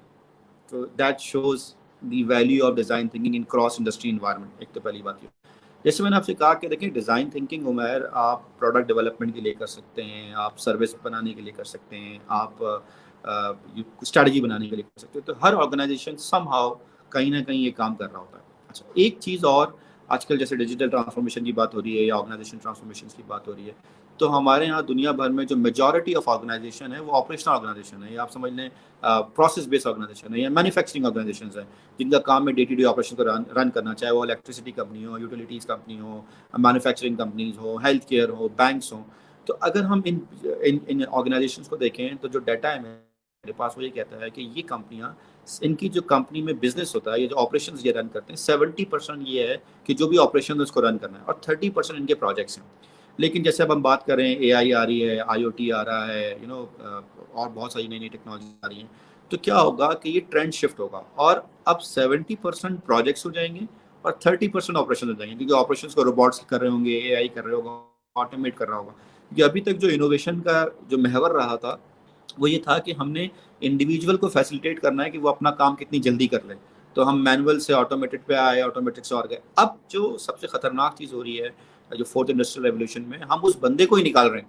यानी कि पहले आप कंप्यूटर पेपर पे लिखते थे, आपने कहा कि खाते मेंटेन करने पड़ते हैं, तो आपने कंप्यूटर पे ईआरपी बना दिया। तो अगर खाते मेंटेन करने के लिए 200 या 10 लोग चाहिए थे, अकाउंटेंट चाहिए था, अब एक बंदा वो काम कर लेगा। अब हम कह रहे हैं कि ये बंदा ही नहीं चाहिए, हमारा एआई कर लेगा, आईओटी कर लेगा, हार्डवेयर कर लेगा, मशीन कर लेगी। तो अब इस पर्सपेक्टिव में कंपनीज ने लामहला बहुत सारी चीज़ें अपग्रेड करनी है, चाहे वो प्रोसेस अपग्रेड करना है, चाहे वो प्रोडक्ट अपग्रेड करना है, या कम्पीट करना है मार्केट के लिए। तो वहाँ पे तो उसको डिज़ाइन थिंकिंग को यूज़ करना ही करना है, चाहे वो डिज़ाइन थिंकिंग प्रोडक्ट के लिए यूज़ कर रहा हो, चाहे वो प्रोडक्ट जो है वो अपना कोई स्ट्रेटजी के लिए यूज़ कर रहा हो, मार्केटिंग के लिए कर रहा हो। इनफैक्ट इस कोरोना के टाइम में मेरी 3 बोर्ड मीटिंग्स हुई हैं, और पूरा पूरा बोर्ड सामने बैठा हुआ था, और उन्होंने कहा कि ऐसा साहब हमारे हमारी सेल्स स्टक कर गई हैं, और हम इस इंडस्ट्री में हैं और हम क्या करें। तो मैंने कहा जी आप डिज़ाइन थिंकिंग यूज़ करें और इस तरह से सेल करें। तो दे वर नॉट रेडी। हम स्ट्रैटेजी की बात कर रहे थे, हम मार्केट पेनिट्रेशन की बात कर रहे थे, हम कोई नई प्रोडक्ट बनाने की बात नहीं कर रहे थे, हम कोई स्ट्रैटेजी की बात नहीं कर रहे थे। उस स्ट्रैटेजी में रहते हुए किस तरह से ऑपरेशंस को रिफाइन करना है उसकी हमने बात की। तो वो डिज़ाइन थिंकिंग से रिजल्ट आया। एक कंपनी की हमने पूरी स्ट्रैटेजी को टेस्ट कराया, ठीक है, और अब वो उस पर काम कर रहे हैं, तो उनका यार ज़बरदस्त डिज़ाइन थिंकिंग है। तो ये जो डिज़ाइन थिंकिंग है, आप इसको बाउंड नहीं कर सकते कि ये एक एरिया में है, ये आपके हर एरिया के लिए, हर ऑर्गेनाइजेशन के लिए है। और स्पेशली जैसे आजकल कंपनियां कह रही कि जी हमने ग्रो करना है, अब तो सर्वाइव करना है, अब तो ग्रो की क्या बात होगी, अब सर्वाइव करना है। और जब आपने सर्वाइव करना है और जहां आपके पास कंपटीशन ज़्यादा है, अब आपके पास पहले 2 या 3 कंपनीज थी, या 25-30 कंपनी जो सेम सर्विसेज दे रही हैं, तो आप डिज़ाइन थिंकिंग के बगैर सर्वाइव नहीं कर सकते। सही है। सो आई एम सेंसिंग दैट आप ये बात कर रहे हैं कि जहाँ डिजिटल ट्रांसफॉर्मेशन ज्यादा हो रही है, या फिर जहाँ पर इनोवेशन ज्यादा हो रही है, उनके लिए ज्यादा बेनिफिशियल है। लेकिन कहीं ना कहीं ट्रांसफॉर्मेशन या इनोवेशन किसी ना किसी लेवल पे चल रही होती है, ऑल्दो कि अगर आप इमिटेशन भी कर रहे हैं, या सिर्फ आप सिर्फ कोई इंक्रीमेंटल इनोवेशन भी कर रहे हैं, तब भी डिजाइन थिंकिंग उसके ऊपर एप्लीकेबल होगी। तो अच्छा, एक हम थोड़ा सा एक एस्पेक्ट मैं ऐड करना चाहूंगा इसमें, कि हम एक बात की हमने कि मैंने कहा विच टाइप ऑफ ऑर्गेनाइजेशन, जिसके अंदर एक इम्पोर्टेंट फैक्टर होता है कि ऑर्गेनाइजेशन किस स्टेज में है। क्योंकि जो अर्ली ऑन ऑर्गेनाइजेशन मेरे ख्याल से ज्यादा इंक्लाइंड होती हैं इस तरह की चीजें इंप्लीमेंट करने पे, once they get grown up या फिर वो मेच्योर हो जाती हैं, उसके बाद इस तरह की चीजें उसके अंदर इम्बेड करना थोड़ा सा नेचुरली एक मुश्किल हो जाता है, थोड़ा सा कि वो अपने जिसकी बेसिस पे पूरा उनका इतना बड़ा बिजनेस खड़ा हुआ है उसको चैलेंज करें उन अजम्पशंस को, क्योंकि उन्होंने ऑलरेडी मार्केट को अच्छा खासा टेस्ट किया हुआ होता है। तो एक वहां पर एक रेजिस्टेंस जरूर आ जाती है इस तरह की कुछ चीजों की। तो अगर हम सिर्फ स्टार्टअप्स के पर्सपेक्टिव से बात करें तो स्टार्टअप्स इससे किस तरह से फायदा उठा सकती हैं? कि अभी तो आपने देखा है कि जितने सारे इंक्यूबेटर्स काम कर रहे हैं और जितनी ज्यादा इन्वेस्टमेंट कम्युनिटीज काम कर रही हैं, तो स्टार्टअप्स का तो बहुत ज्यादा इसको बूम आया हुआ है। तो स्टार्टअप्स इससे किस तरह से फायदा उठा सकते हैं डिजाइन थिंकिंग से? देखिए, मैं समझता हूँ कि अगर कोई स्टार्टअप या कोई स्टार्टअप के फाउंडर्स जो हैं वो डिज़ाइन थिंकिंग के स्ट्रक्चर को यूज़ नहीं कर रहे, तो फिर वो स्टार्टअप इतना सक्सेसफुल होगा भी नहीं। That's the key thing. अच्छा देखिए, जैसे कि हमने पहले ही बात की, डिज़ाइन थिंकिंग शायद वर्ड हमें अभी पता चला है, पाकिस्तान में तो खैर अभी आया है। मैंने 2009 में सुना था, फिर जब मैं 2011 में एक्साइटेड होके आई वेंट टू स्टैनफोर्ड और मैंने डिज़ाइन थिंकिंग का कोर्स किया। I am the first one जिसने जाके वो कोर्स किया था। तो उस वक्त ही समझ में आया कि यार इट डजंट मैटर कि आप किस इंडस्ट्री में हैं, लेकिन अगर मैं स्टार्टअप को देखूं और अगर हम स्टार्टअप को समझें तो स्टार्टअप है क्या। स्टार्टअप यही है कि कोई भी नीश प्रोडक्ट, कोई भी नीश मार्केट जिसको अभी कोई यू नो इस तरह सर्विस नहीं कर रहा, ठीक है, उसको इंट्रोड्यूस किया जाए। और जब हम स्टार्टअप की बात करते हैं तो मैं कहता हूँ या तो आप कोई नया आइडिया लेकर आएंगे, या किसी पुराने काम को नए तरीके से करके देंगे, या किसी काम को करने की स्पीड बढ़ा देंगे। अगर आप इस तरह से सोचना शुरू करते हैं, क्योंकि प्रॉब्लम ये है कि हमारे यहाँ लोग स्टार्टअप में प्रोडक्ट की बात कर रहे होते हैं, मैं ये सर्विस बना दूँ, ये प्रोडक्ट बना दूँ। मैं कहता हूँ यार इस तरह से मत शुरू करो, ये देखो कि आप कौन सी प्रॉब्लम रिजॉल्व कर दोगे, कौन सी स्पीड इंक्रीज कर दोगे, किस काम को नए तरीके से कर दोगे। तो अगर आप इसको इस तरह से देखेंगे तो फिर आपके लिए बात करना या सेल करना आसान हो जाएगा। इसीलिए दुनिया भर में बहुत सारे स्टार्टअप सक्सेसफुल नहीं होते, ठीक है। और एक और बड़ा स्टार्टअप के साथ मसला होता है कि वो कोई भी नया आइडिया लेकर आते हैं और वो समझते हैं कि जी इसे कहते हैं चाइना सिंड्रोम। जैसे फर्स्ट करें, अभी एक कंपनी थी, उनसे बात हुई मेरी, वो एक नई प्रोडक्ट पाकिस्तान में लेकर आया उन्होंने। जी पाकिस्तान में 22 करोड़ लोग हैं और हर एक को, इनफैक्ट वो चीज़ सबको ही चाहिए थी। तो कहने जी 22 करोड़ लोग को चाहिए। मैंने कहा जी आपकी प्रोडक्ट 22 करोड़ लोग को नहीं चाहिए। पहली बात तो ये कि 22 करोड़ लोग नहीं है, आप इनको फैमिलीज में डिवाइड करें। तो अगर हम उसको फैमिलीज में डिवाइड करेंगे तो प्रॉब्ली कोई 6-8 करोड़ के करीब आपकी फैमिलीज बनती हैं। मैंने कहा इन 6-8 करोड़ फैमिलीज में से जो आपकी प्रोडक्ट को अफोर्ड कर सकती हैं वो मुश्किल से 1 करोड़ से कम है। तो अब वो जब हमने नंबर निकाला और प्रॉब्ली और आपको ना ये आधा घंटा लगा मुझे सिर्फ उसको ना उसकी जवाब देने में। CEO was himself there. फिर मैंने कहा जी अच्छा अब आपके पास आ गए ये 50 लाख घर। मैंने कहा अब आप इन 50 लाख घरों को आइडेंटिफाई करें और टारगेट करें। और सर पकड़ के बैठ गया, कहने लगे हमने तो फुल मार्केटिंग चला दी, सबको टारगेट करें। मैं कही तो आपका टारगेट ही नहीं है। मैं कहा आपका ये बस 50 लाख घर है जिसको आपने बेचना है और आप बेच सकते हैं, बाकी लोग तो खरीदेंगे ही नहीं, क्योंकि आपकी जो प्रोडक्ट है वही महंगी है और वो इस प्राइस सेगमेंट की है। सो पॉइंट ये है कि स्टार्टअप के लिए भी बड़ा ज़रूरी है कि वो चाइना सिंड्रोम के उससे बाहर निकलें, आइडेंटिफाई करें कि आपकी प्रोडक्ट किस कस्टमर के लिए है, किसके लिए, और उसकी नीड क्या। जैसे जब मैं प्रोजेक्ट में पढ़ाता था, शुरू में मुझे भी नहीं पता था, तो मैं सबसे यूनिवर्सिटी में पढ़ा था, आपको पता है मैंने कोई 5-6 हज़ार लोगों को पढ़ाया। मैं 8,000 6 हज़ार से शुरू किया, 8,000 फीस थी 2004 से लेकर 2011 तक, और मैं कहता था पीएमबी पढ़ लो। क्लास में 100 लोग आते थे। जब मैंने अपनी कंपनी रन की, मैं कहा लो मैं तो इतना लोगों को पढ़ाता हूँ, मैं अपनी कंपनी रन करूंगा तो बहुत रन करूंगा। अपनी कंपनी रन की, बैठ गई, और पता चला जनाब जो लोग सही यूनिवर्सिटी से पढ़ने आते थे वो मुझसे 5 स्टार होटल में पढ़ने नहीं आएंगे।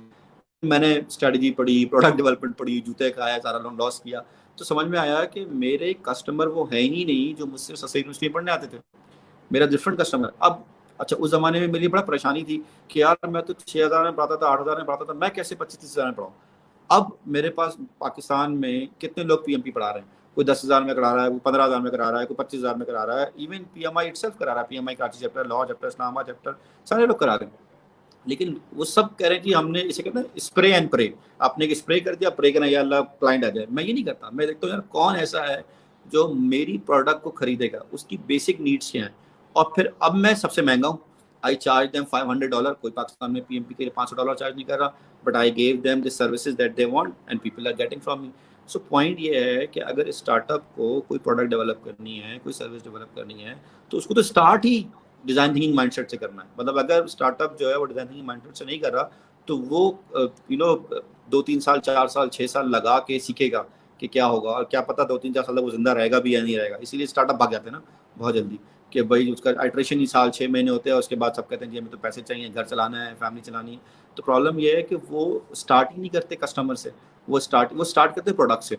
वो they start they are in love with their product. एक और छोटी कंपनी थी कोचिंग के लिए आई, तो उसने कहा सर भाई मैंने ना बड़ा सेटअप खड़ा किया और मैंने 15 लोग रखे हैं।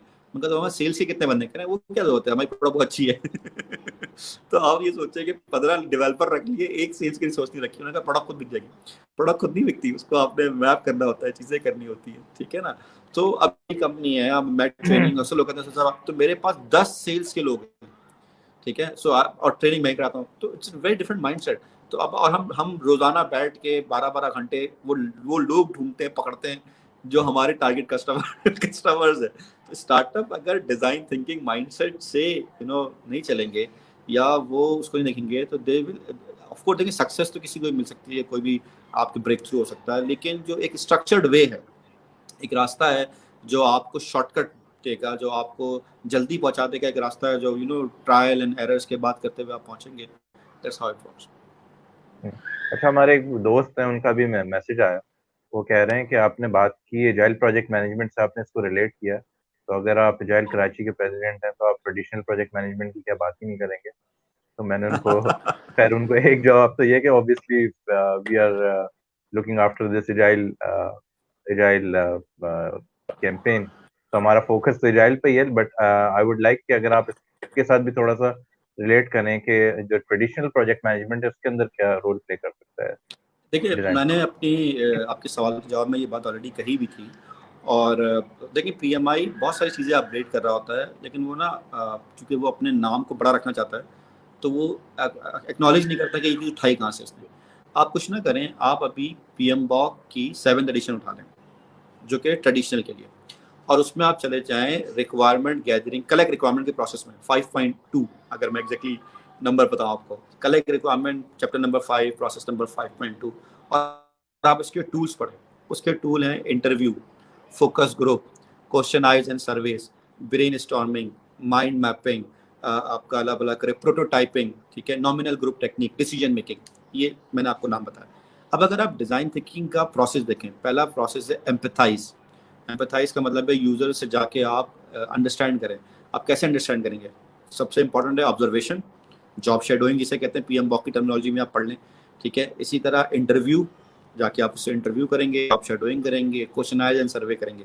तो ये 3 टेक्निक ट्रेडिशनल पीएम बॉक में रिक्वायरमेंट गैदरिंग में जो मैंने आपको बताई हैं, ये डायरेक्टली फिट होती हैं आपके एम्पैथाइज से। फिर अब आपके पास आता है डिफाइन। डिफाइन क्या है कि जो कस्टमर ने कहा है आप उसको बताएं भाई आपने ये कहा है, और आप समझेंगे उससे क्या होता है और आप उसकी नीड निकालें। तो टेक्निकली आप फैसिलिटेटेड वर्कशॉप की बात कर रहे हैं। फिर आप कहते हैं आइडिएट। आइडिएट डिजाइन थिंकिंग का तीसरा इंपॉर्टेंट है, एम्पैथाइज, डिफाइन, आइडिएट।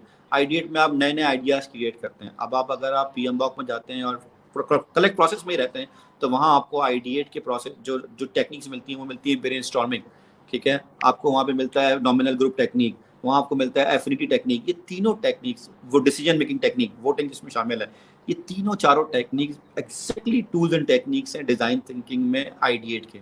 फिर आपके पास चौथा स्टेज है प्रोटोटाइप। पूरा अलग से टूल है आपके पास प्रोटोटाइप का, ठीक है। फिर आपके पास है टेस्ट। टेस्ट तो जाहिर सी बात है आप कस्टमर के साथ करेंगे तो आप उसको किस तरह कर लें। तो अब आप देखें कि ट्रेडिशनल प्रोजेक्ट मैनेजमेंट में कलेक्ट रिक्वायरमेंट के अंदर पूरा पूरा डिजाइन थिंकिंग मैंने आपको मैप पे बता दिया जो ऑलरेडी अवेलेबल है, और आज से नहीं है। आप 5th एडिशन उठा के देख लें, 4th एडिशन निकाल। इनफैक्ट मैं तो 2010 से ऑन रिकॉर्ड बता रहा हूँ मैं, और आप मेरे स्टूडेंट से पूछ लें, 2010 से जितने मैंने पीएमपी के कोर्सेज पढ़ाए हैं, तब से मैं अपने हर कोर्स में डिजाइन थिंकिंग पढ़ा रहा हूँ।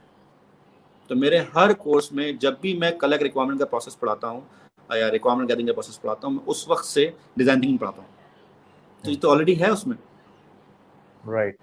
तो मेरे ख्याल से before we take questions from the audience, एक फाइनल चीज जो मैं आपसे पूछना चाहूंगा, दैट इज वेरी इंपॉर्टेंट। आपने बात की कि सॉफ्ट स्किल्स की, आपने बात की कि सीईओज का जो स्किल सेट रिक्वायर्ड था, जो यूएस में और या फिर दूसरे एडवांस कंट्रीज में जो भी रिक्वायरमेंट आई, इसी तरह ज़ाहिर है सीईओ से नीचे लेवल पे जो लोग डिसीजन मेकिंग में जो लोग इन्वॉल्व हैं या फिर जो एग्जीक्यूशन पे इन्वॉल्व हैं, तो उन तमाम लोगों का कोई ना कुछ रोल है डिजाइन थिंकिंग के अंदर।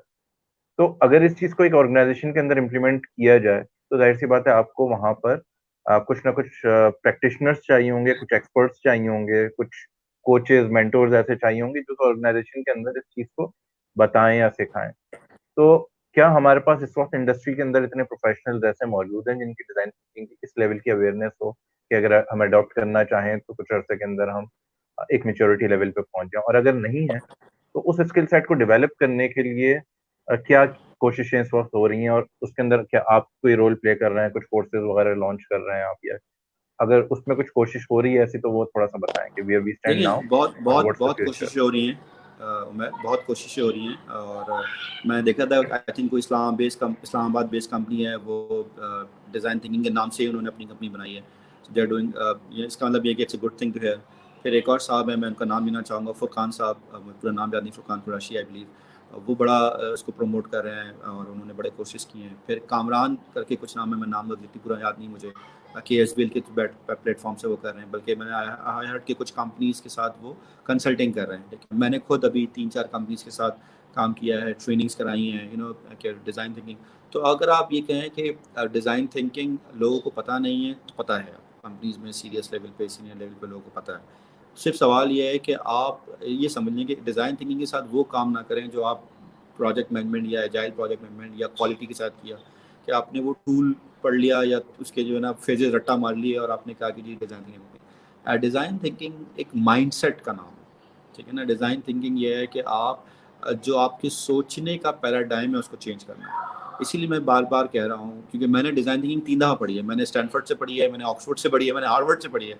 तो वो ज़ाहिर है हर एक ने अपना अपना फ्लेवर दिया। तो जो बेसिक चीज़ मुझे समझ में आई, वो बड़ा मज़ेदार जो कंपैरिजन समझ में आया, वो ये है कि आपको अपने इंजीनियरिंग माइंडसेट को डिज़ाइन माइंडसेट की तरफ लेके जाना है। और ये कोई बहुत बड़ा शिफ्ट नहीं है, टू बी वेरी ऑनेस्ट।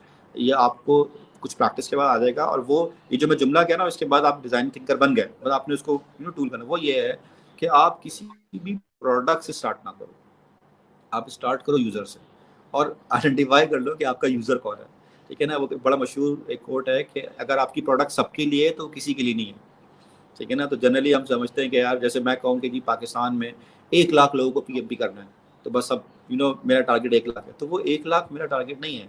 उस 1 लाख में से बहुत सारे लोग ऐसे होंगे जो कहेंगे यार हमें फ्री मिल जाए, बहुत सारे लोग होंगे कहेंगे यार हमें तो 10,000 में पढ़ना है, बहुत सारे लोग होंगे कहेंगे यार सिर्फ हमने जो है जैसे कुछ गवर्नमेंट यूनिवर्सिटी से पढ़ना है, पीएमपी वगैरह नहीं देना, सिर्फ सर्टिफिकेट लगा देना है। तो they can go to any big university और वो वहाँ से कोर्स करें और उसका सर्टिफिकेट लगा दें, ठीक है, दैट्स दे आर हैप्पी। तो बहुत सारे लोगों ने प्रोजेक्ट मैनेजमेंट तो पढ़नी है लेकिन पेपर पास नहीं करना। तो this is very important thing. तो अगर मैं आपको ये नंबर थ्रो कर दूं कि जी पाकिस्तान में 1 लाख लोगों ने पीएमपी करना है या प्रोजेक्ट मैनेजमेंट पढ़नी है, तो ये एक नंबर सही नंबर नहीं है, ठीक है ना।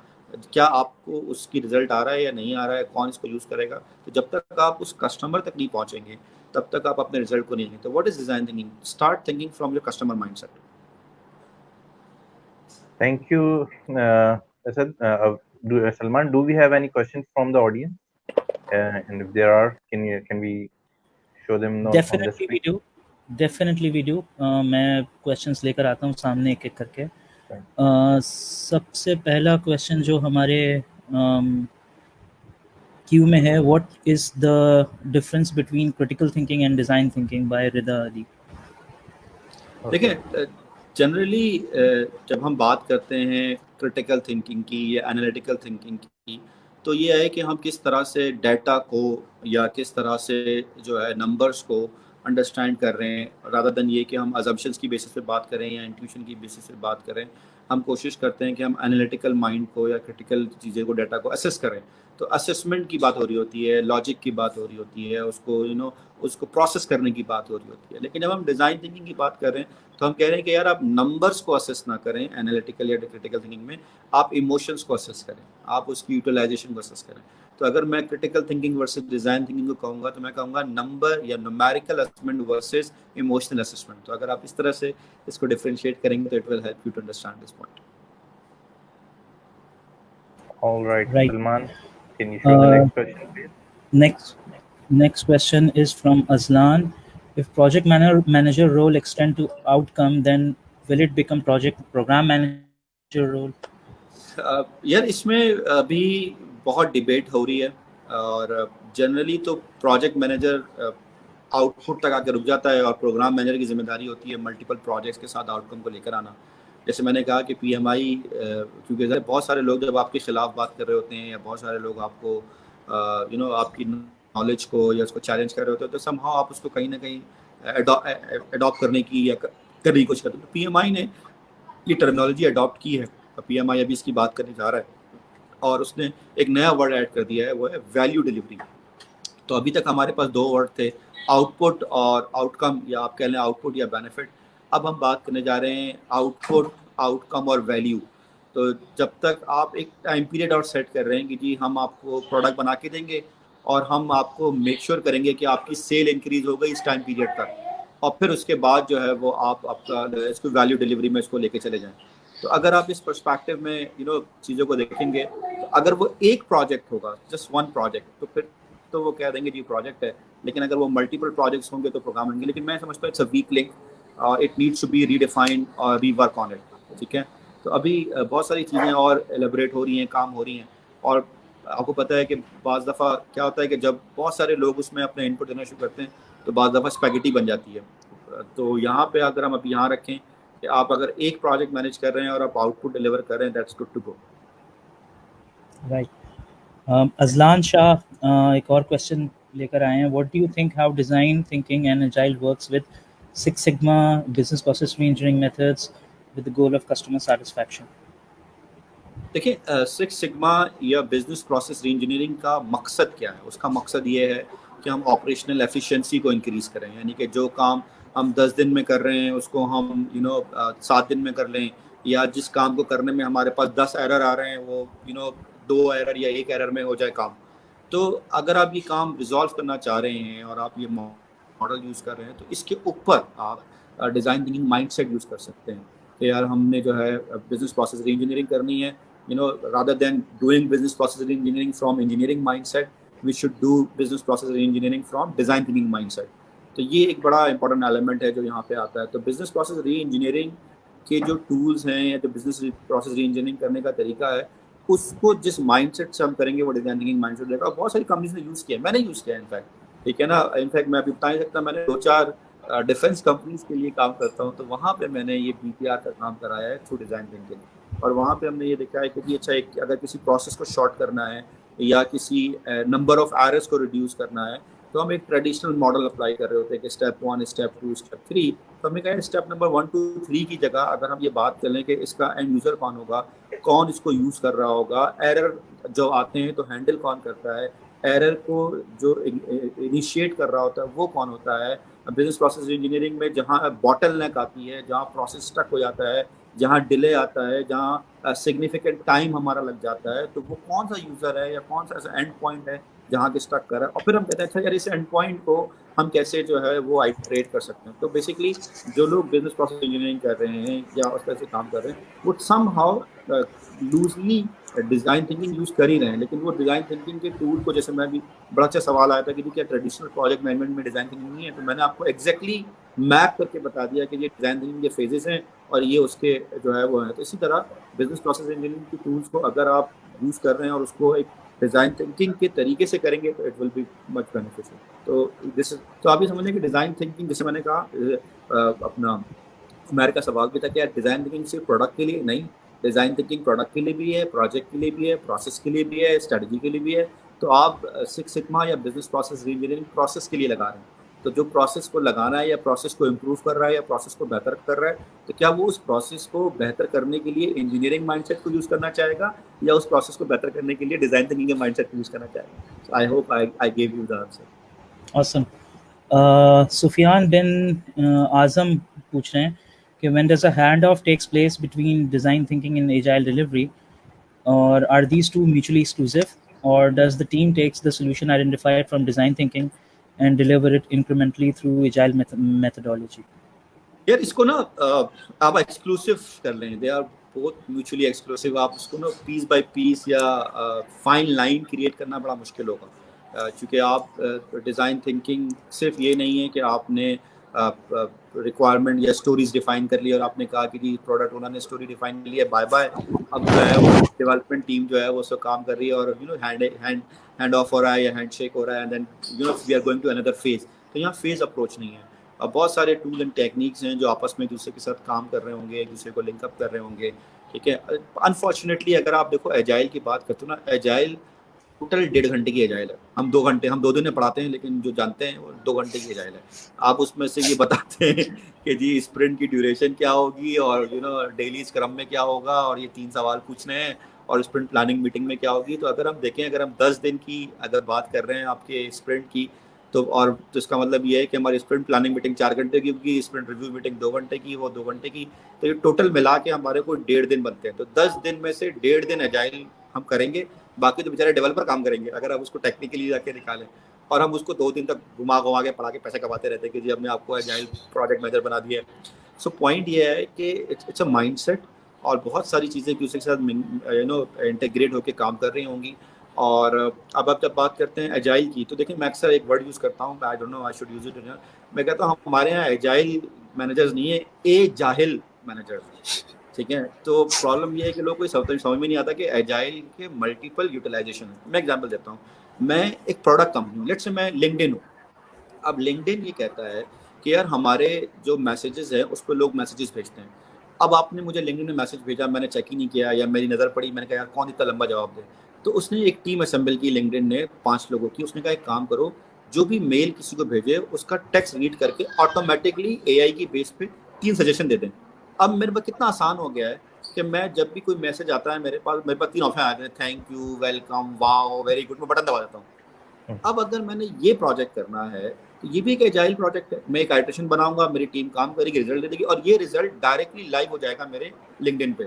तो ये मेरे पास एजाइल का कॉन्सेप्ट है कि जब रिलीजेबल आइटरेशन हो गई मेरी, कि मैंने प्रोडक्ट आइडेंटिफाई की, नीड आइडेंटिफाई की, टीम डेवलप की, टीम से काम कराया, टीम ने मेरा एंड रिजल्ट जो आइटरेशन में दिया, अगर नहीं समझ में एक और आइटरेशन चलाई, और उसके बाद वो प्रोडक्ट मेरी सीधी की सीधी जाके अपलोड हो गई मेरे आपका लिंक्डइन पे। लेकिन फर्स्ट करें, अगर मैं कोई प्रोडक्ट डेवलप कर रहा हूँ, या अगर मैं कोई ERP इम्प्लीमेंट कर रहा हूँ, या कोई CRM इम्प्लीमेंट कर रहा हूँ, तो क्या मैं हर आइटरेशन के बाद CRM लाइव कर रहा हूँ? Most probably not. Even though आपके पास जो MVP का कॉन्सेप्ट है, मिनिमम वायबल प्रोडक्ट का, या अगर आप मर्ज करते हैं एक्सट्रीम प्रोग्रामिंग को और स्क्रम को, तो आप कहते हैं जी मेरी पहली रिलीज जिसके अंदर 6 आइटरेशन होंगी वो इस डेट को रिलीज होगी। तो इसका मतलब ये कि जो गो लाइव होगा, या जो पहली दफा चीज क्लाइंट को मिलेगी, वो हर आइटरेशन के बाद नहीं मिलेगी, वो टेस्ट तो कर लेगा लेकिन मिलेगी पहली रिलीज के बाद, और वो पहली रिलीज में 6 आइटरेशन थी। तो इसका मतलब ये है कि हमें तो ये समझना होगा कि हम एजाइल भी कौन सी वाली चला रहे हैं, एक आइटरेशन वाली या मल्टीपल रिलीजेस वाली। तो पहले तो ये बात आ जाएगी। फिर उसके बाद आप कहेंगे अच्छा यार अगर मैं मल्टीपल रिलीजेस वाली चला रहा हूँ तो वहां पे मुझे हर आइटरेशन को लूप कैसे करना है, आइटरेटिव में करना है, इंक्रीमेंटल में करना है। तो ये चीजें अलग नहीं होंगी, ये म्यूचुअली एक्सक्लूसिव होंगी, और उसमें उस टूल को, उस माइंडसेट को हम यूज कर रहे होंगे। राइट। अच्छा सर, इसमें एक क्वेश्चन मेरे ख्याल से हम और ले सकते हैं भी, जो आया है इससे रिलेटेड के what is the difference between outcome and value delivery. Saad Zia की तरफ से आया, ये आपने जो मेरे ख्याल से आउटकम का वर्ड काफी दफा यूज किया तो वो काफी हिट हो गया, और लोग अब उस पर सोचना शुरू हो गए, और फिर उसको फिर वैल्यू डिलीवरी के साथ कंपेयर कर रहे हैं, तो थोड़ा सा उसके देखिए ऊपर अगर वैल्यू डिलीवरी का कॉन्सेप्ट PMBOK जो अभी पब्लिश होगी उसमें आएगा। लेकिन जो पहले जो रिसर्चर्स उस पर बात कर रहे हैं, क्योंकि मैं कुछ रिसर्च का पार्ट हूँ, तो हम ये कह रहे हैं कि मैंने आपको CRM बना के दिया और ये हो गया आउटपुट, और project manager somehow make sure कर रहा है कि जो आपकी टीम सेल्स कर रही है उसकी सेल में आसानी हो रही है और सेल्स कुछ इंक्रीज हो रही है। यानी कि फर्स्ट करें, अगर वो हफ्ते में 4 सेल्स करते थे तो वो 10-12 सेल्स हो गई। तो उसने जो है वो 2 हफ्ते, 1 महीने, 2 महीने आपके आउटकम को ट्रैक किया और आपको कहा कि जी ये मैट्रिक्स हैं, ये KPIs हैं जो इस प्रोजेक्ट के आउटकम को ट्रैक कर रहे हैं। ठीक है, और उसके बाद उसने कहा जी अल्लाह हाफिज, माई वर्क इज डन। ठीक है, ये बाय द वे ये वाली बात अभी भी PMBOK में अभी भी मौजूद है, और उसको कह रहे हैं प्रोजेक्ट बेनिफिट प्लान। अभी तक ये कहीं नहीं लिखा हुआ था, लेकिन ज़ाहिर है बहुत से लोग तो पढ़ते ही नहीं बुक, तो अभी भी वो आउटपुट के चक्कर में रहते हैं। वैल्यू डिलीवरी ये है कि जब मैंने कंपनी को निकाल के दिखा दिया कि जी ठीक है ये काम हो गया है, अब आप इसको अपनी लाइफ में चलाते रहें।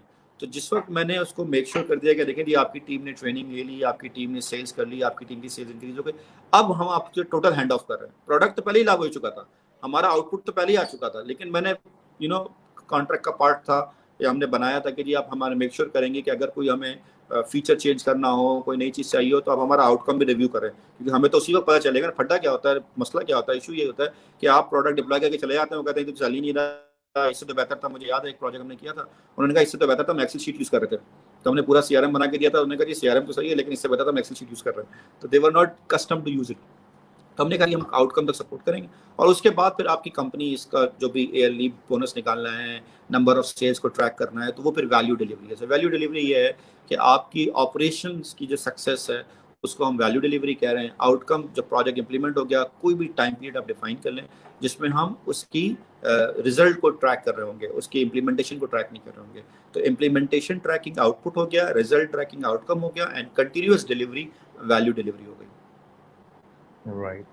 आई थिंक हमारे पास जो सिलसिला है क्वेश्चंस का, दैट इज वो और भी नेवर है। एंडिंग। बिल्कुल नेवर एंडिंग। और लेकिन हाँ, इसमें ये जरूर है कि we have to time bound it. तो और ऑब्वियसली आपके पास रियल क्वेश्चंस तब आते हैं जब ये चीजें प्रैक्टिस में आती हैं। तो लोग जब ये करने जाएंगे तो बहुत सारे उनको प्रॉब्लम्स फेस होंगे, बहुत सारे क्वेश्चंस उनके कंसर्न्स होंगे। तो हम इसमें इनकरेज ये करते हैं कि फिर वो हमारे जो ऑफिशियल पेज है उस पर या तो कांटेक्ट कर लें हमें, या फिर मेरे लिंक्डइन के थ्रू या मेरे फेसबुक के थ्रू, या फिर वो डायरेक्ट जो हमारे गेस्ट होते हैं, जैसा आज आपके लिंक्डइन का हम एक जो लिंक है वो नीचे आपके पास टिकर में आ रहा है, तो आपको भी वो कांटेक्ट करके पूछ सकते हैं। तो आप मल्टीपल चैनल्स पे अपने जो क्वेश्चन हैं वो पुट कर सकते हैं, और will try to answer your question जहाँ पर भी हमें लगेगा कि this question carry some weight और it should be answered and this is relevant enough. So I think this is good enough for now and we should call it a day। और ये है कि बहुत ज़बरदस्त माशाल्लाह सेशन हुआ है। हमारे रिस्पॉन्स भी व्यूअर्स की तरफ से बहुत अच्छा रहा, और बहुत इंफॉर्मेटिव चीज़ें इसमें, नई चीज़ें सामने आई हैं जिससे पहले शायद बहुत कम ही सेशन इस तरह के हुए होंगे डिज़ाइन थिंकिंग फोकस, जहाँ पर इतनी ज़्यादा व्यूअरशिप भी हो। तो मेरे ख्याल से यह है कि नेक्स्ट क्वेश्चन जो हमारा सेशन होगा वो भी मैं अनाउंस कर दूंगी। Next session will be with IBM startup program global head Melissa Sessi, same time और सेम पेज पे इंशाल्लाह। तो tune in on the same link, और ये है कि I will keep you updated about that, or you can post your questions. So signing off from for now. Take care. Allah Hafiz. Thank you. Thank you.